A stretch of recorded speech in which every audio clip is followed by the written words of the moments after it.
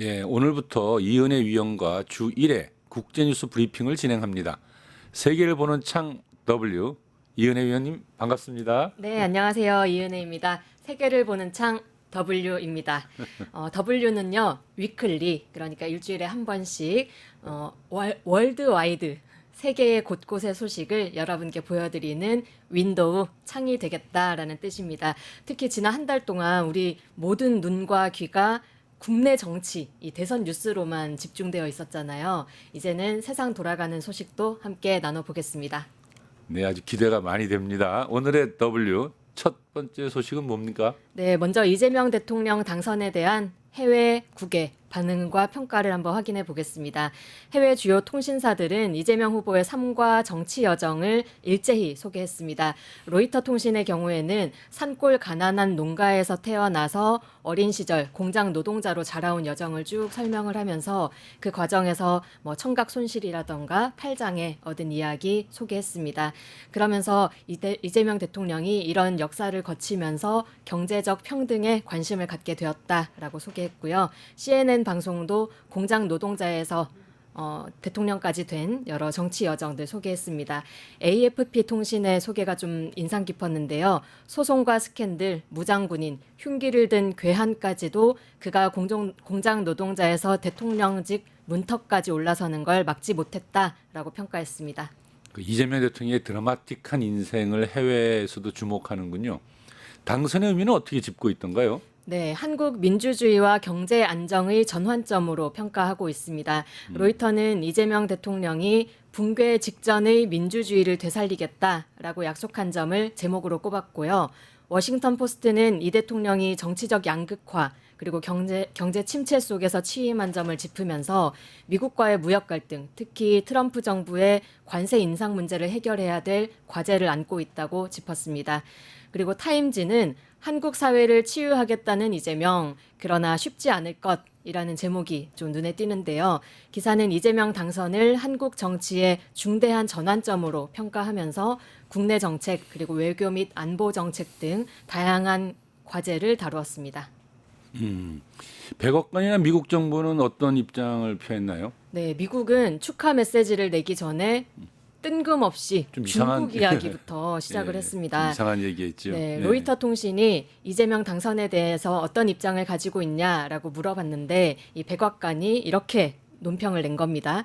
한미 동맹은 굳건하다. 한국은 자유롭고 공정한 선거를 치렀다. 하지만 미국은 중국의 세계 민주주의 국가에 대한 간섭과 영향력에 대해 여전히 우려하고 반대한다라는 입장이었습니다. 그 전에 백악관 대변인이 왜 매일 공식 브리핑 하잖아요. 예. 그 현장에서 기자들이 이재명 당선과 관련해서 백악관 측에 반응 없었냐라고 물어봤을 때 그 대변인이 막 서류를 뒤적뒤적 하면서 네, 저 지금 사진에 나오는데 서류를 뒤적거리더니 못 찾겠다. 그 입장을 못 찾겠다라면서 끝내 입장을 밝히지 않기도 했습니다. 그 후에 언론사가 개별적으로 물어본 것에 대해서 축하 인사는 쏙 빼고 중국을 언급하며 논평을 낸 거죠. 결국 우리 시각에 오후가 돼서야 미 국무장관 마코 루비오 장관이 정부를 대표해서 축하 메시지를 발표했습니다. 상당히 좀 황당한 이야기인데요. 그러니까 중국의 간섭과 영향이 우려된다라고 하면 마치 중국이 한국 선거에 영향력을 행사한 것처럼 혹은 앞으로 행사할 것처럼 여기게 하는 거잖아요. 그렇죠. 특히 지금 미중 갈등이 계속 확산하는 과정에서 이재명 대통령이 거듭 실용 외교 강조했었잖아요. 예. 윤석열처럼 친미 친일 완전 굴욕 외교가 아니라 좀 다른 길을 갈 거라고 보는 거겠죠. 중국과 거리두기를 할 것을 압박 내지는 요구 강제하는 것이라고 봐야 되겠습니다. 한편 미국 내 보수 진영, 특히 극우 진영에서는 이재명 대통령의 당선을 비판하기도 했는데요. 예를 들어 극우 논객으로 유명한 로라 루머, 구 트위터죠. X에다가 이재명 당선을 두고는 한국이 공산주의자들에게 넘어갔다라고 남겼습니다. 참 미국판 정광훈이네요, 그냥. 네, 이 로라 루머랑 트럼프의 관계를 보면 전광훈과 김문수가 좀 떠오르는데요. 예. 트럼프 대선 때 한창 같이 붙어 다니면서 이 로라 루머가 여러 조언을 했다라고 이야기를 합니다. 예를 들어서 그 트럼프가 갑자기 대선 과정에서 이민자들이 개와 고양이를 잡아먹는다 이런 이야기해서 뭐지 정신 나간 건가 싶었는데 그 출처도 로라 루머였더라고요. 그만큼 많은 영향을 미친 사람이 이런 이야기했다. 그리고 트럼프의 책사로 알려진 전 백악관 수석 전략가 스티브 배너는 이재명 배너, 대통령의 당선을 미국의 전략적 재앙이라고 강하게 비난했습니다. 배너는 이런 표현도 했는데요. 한국이 글로벌 좌파에게 함락되었다라는 표현까지 쓰면서 극단적인 반응 보였습니다. 이처럼 미국의 극우 보수 진영 일각에서는 이재명 당선에 대한 경계심을 드러내고 있는 모습입니다. 그런 극우 인사들이 미국 내에서도 정부에 큰 영향을 미치고 있잖아요. 근데 전 사실 이런 걱정도 솔직히 돼요. 근데 그런 미국의 극우 인사들의 발언이 한국 내의 극우 인사들을 고무시켜 가지고 더더욱 또 그런 발언들을 하지 않을까 걱정이 되고요. 네. 아무튼 당선 직후 첫 메시지에 제3국을 언급하면서 압박한다는 건 참 이례적인 일은 분명합니다. 중국 분위기는 좀 또 다르겠죠, 그렇다면? 그렇겠죠. 중국 관영 언론들은 일제히 당선을 환영하는 분위기입니다. 특히 이 대통령이 실용 외교를 주목하고 있다는 거 계속 강조를 하고 있는데요. 중국 신화통신의 SNS 계정은 윤석열 시기에 중한 관계는 최저점, 그러니까 최악으로 떨어졌고 이재명 정부에서는 한중 관계가 아무리 나빠진다고 해도 더 이상 나빠질 수 없다. 네. 즉 전보다는 나아질 수밖에 없다라는 긍정적인 전망을 내놓았습니다. 또 시진핑 주석은 어제 바로 이재명 대통령에게 축전을 보내기도 했습니다. 시 주석은 축전에서 중국과 한국은 중요한 이웃이자 협력 동반자라면서 나는 중한 관계의 발전을 고도로 중시한다라고 강조했습니다. 또 중국 네티즌들에게도 이재명 대통령 인기가 많다고 하는데요. 한국에서 가장 현명한 정치인이라고 칭하면서 향후 한중 관계가 좀 나아질 면 좋겠다라는 기대감들을 표출하고 있습니다. 중국의 한한령에도 어떤 변화가 있을지 한번 잘 지켜봐야 되겠네요. 네. 그럼 일본의 입장은 어떻습니까? 네, 반면 일본 언론은 이재명 대통령 당선으로 한일 관계가 좀 악화될 수 있다라는 우려 내지 경계를 하는 분위기입니다.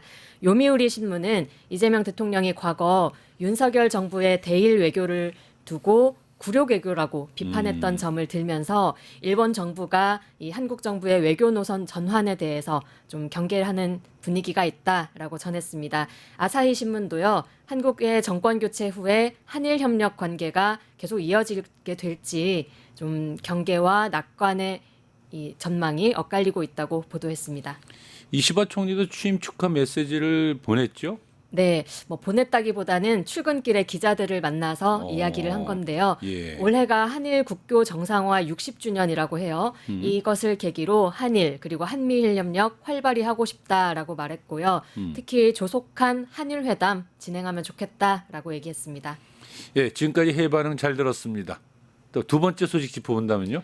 네, 앞서 살펴본 미국의 반응과 이어지는 뉴스 하나 더 살펴보겠습니다. 얼마 전에 미국 피트 헤글시스 국방부 장관이 아시아 안보회의에 참석했습니다. 헤글시스는 여기에서 중국이 아시아의 패권국이 되려고 한다라면서 이를 막기 위해서 동맹국, 우방국들이 역할을 더 확장해야 된다라고 말했습니다. 특히 동맹이 미국의 부담을 나누는 방식으로 제 역할을 하지 못한다면 아예 동맹 유지 자체가 힘들어질 거라고 으름장을 놨습니다. 여기서 부담은 돈이겠죠. 돈이죠. 네. 아시아 동맹들에게 국방비 대폭 증액을 요구했습니다. 독일을 비롯해서 나토 회원국들은 GDP의 5%까지 돈을 내기로 했는데 너네는 북한이라는 더 심각한 위협이 있으면서도 왜 돈을 덜 내냐. 앞으로 더 대폭 내야 된다라고 닥달을 한 겁니다. 방위비 분담은 이미 협정이 다 끝난 사안인데 이런 것을 동맹 유지하기 힘들다는 식으로 다시 또 이야기한다는 것은 굉장히 압박이고 협박이잖아요, 도리어. 그렇죠. 협박에 가깝죠. 예. 거기에다가 안미경중, 즉 안보는 예. 미국과 경제는 중국과 하는 이 정책에 대해서 노골적으로 경계심을 드러냈습니다. 이렇게 말했는데요. 많은 나라들이 중국과의 경제협력, 미국과의 방위협력을 동시에 하려는 유혹을 받고 있음을 안다. 중국에 대한 경제적 의존은 그들의 악의적 영향력을 더욱 심화시킬 뿐이며 긴장된 시기에 우리의 국방에 관한 결정을 복잡하게 만든다라고 말했습니다. 한마디로 지금 미국의 최우선 과제는 중국을 견제하고 억제하는 거고 동맹이라면 너네도 이 대중국 압박 동참해야 된다. 혹시라도 경제적으로라도 친하게 지낼 생각하지 마라. 그리고 돈은 더 내라. 이렇게 요약할 수 있겠습니다. 그러니까 윤석열 정부 아래서 급격하게 편중 외교로 수출이 부진해졌고 대중국 무역 적자가 굉장히 심해졌는데요. 이재명 대통령이 미국의 압박 속에 균형을 잘 갖춰 나가는 것 이게 굉장히 과제이기도 하겠고 네. 실제로 그가 공약 속에서도 보면은 한미 동맹을 중시하지만 이 실리 외교, 균형 외교 하겠다고 했거든요. 네. 근데 이게 굉장히 좀 어려워질 것 같다는 생각이 참 많이 듭니다. 네. 잘 지켜봐야 하고 응원도 해야 되겠습니다. 예. 다음 다음- 소식은요? 네, 다음으로는 그 와중에 관세 정책에 나선 트럼프 대통령 각 나라의 최후 통첩을 보냈습니다. 모든 교역국에 현지 시각 4일까지 최상의 협상 제안을 제출하라고 서한을 보낸 겁니다. 그리고 예고한 대로 철광과 알루미늄에 대한 관세 50%로 올렸습니다. 여기엔 우리나라, 우리 기업까지 당연히 대상이 되는데요. 이미 지난 3월부터 철광과 알루미늄 관세가 25%로 부과되고 있는데 여기에 또 2배로 늘어난 거라서 많은 또 타격을 입게 되지 않을까 걱정입니다. 또 공교롭게 이 조치가 이재명 대통령 당선일에 포고가 됐거든요. 축하 메시지는 안 보내고 이 독촉장만 보낸 겁니다.